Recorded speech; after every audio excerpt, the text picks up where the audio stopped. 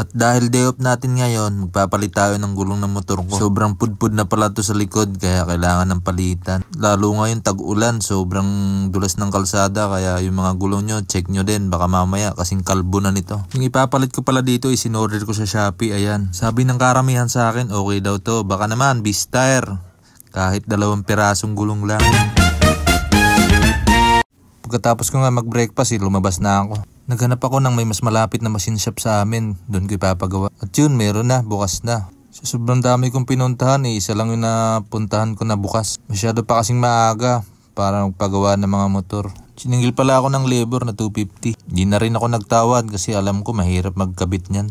Makapal pa tong gulong ko sa unahan kaso kailangan ko ng palitan para sabay na sila. Dito pala ako nagpagawa kasi nakita ko may machine sila. Kaso di naman ginamit ni kuya. Parang sira ata. Tinanong ko din si kuya, sabi ko, anong gagawin mo dyan kuya? Mano-mano lang. Sabi niya sa akin, oo. Tapos biniro ko siya, sabi ko, pag isang bengkong kuya ng gulong ko, 100 ah. Sabi sa akin ni kuya, mas mahal pa sa labor ah. Di, joke lang guys. Sa totoo lang, sobrang pulido niyang gumawa.